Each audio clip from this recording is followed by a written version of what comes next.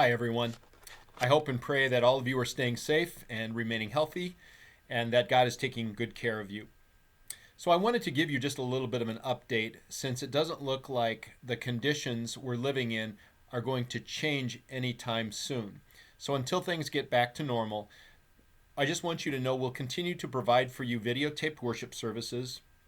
Along with the links to the services, there's a bulletin you can download so you can follow along. There's also a children's bulletin for young kids and one for older kids, and a Sunday school lesson, which would work great for your Sunday school Bible class hour on Sunday mornings, or anytime during the week, really. We'll continue to provide you also with Bible study resources. Pastor Tolberg emails a video Bible study on chief parts of the catechism, about 10 minutes long, Monday through Friday. That's also available on our YouTube channel and on Facebook. And we also are providing online classes on Tuesdays and Thursdays via Zoom, the online platform. If you have not tried participating in those classes, I encourage you to do that. It's easy to use, and they are a way for us to be together, even though we can't really be together in person. Our study on Tuesday is a study of the 4 key truths of the Christian faith, great as a review or to expose people in your life who might not know about Christianity to the faith. And then the Thursday class is on the book of Job, an excellent class about how God works through suffering in our lives, very appropriate for these days.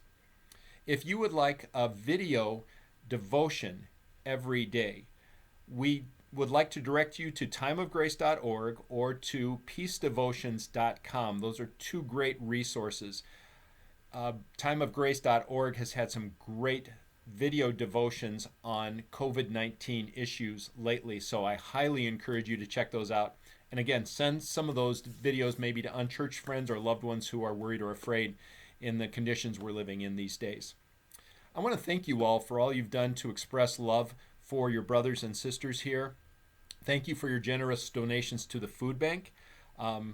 I would encourage you to consider donating meats like chicken breasts or hamburger, which are versatile. And then we are accepting things like eggs and bread, along with canned goods and dry goods. Thanks for your support of the food bank. Thanks for your support of the Stephen Fund, our fund that helps people in financial crisis situations. That fund is very stable right now. Thank you also for making calls to your fellow members to check in on them, for texts or emails or cards you're sending to people to encourage them. All of that is really important. I want to highlight a couple of people. Carol Otto and Doris Bayman have made face masks, about 250 of them that they've given away at no cost. And the Andrews provided $500 worth of Meijer gift cards to use for people who need groceries. Dan Brocklehurst has mowed our church lawn. Hubert Korak is changing our church sign. Carol and Dave Grunmeyer are sending out 37 letters every week to people, including the bulletin and the sermon for people who don't have internet access and can't watch the services online. So thank you all for all the ways you've shown love to your brothers and sisters. That is really, really appreciated. We are continuing to do as much outreach as we can under these circumstances. Our church sign is being used to promote Christian messages to people who may be struggling in these difficult times. Again, we are producing videos that have an unchurched focus to them. So the videos we're producing and putting online are really intended for the unchurched. So use them, share them with others who may not have the comfort you have in Jesus, to expose them to that comfort. And then we do need people to call unchurched people on our prospect list. So if you could do that or send cards to some of the unchurched people in our prospect list, that would be great. Let me know if you can do that. As far as the church itself goes, we're doing okay. Financially, the Lord is blessing us so that we're keeping up with budget. Thank you for mailing in your offerings or for giving online. I would encourage you, if you're getting a coronavirus income assistance check and you really don't need it, you're still fully employed, that the general fund of our church or our building fund would be a good destination for that, or really supportive worker training or supportive mission work for the synod, since those things will be affected, I'm sure, by the coronavirus. Then I would mention as well that if your income has suffered, maybe you've been laid off or you're underemployed, and you can't give as much as you used to, know that the Lord understands that, and so do we.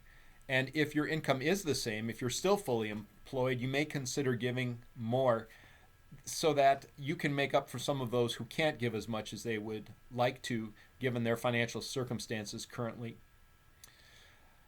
I would say, too, that we can't really tell you what the future is going to look like when things begin to open up again. We just don't know what gathering sizes are going to be or what kind of social restrictions will be placed on us when we can meet again. But we will let you know what we're going to do when that time comes.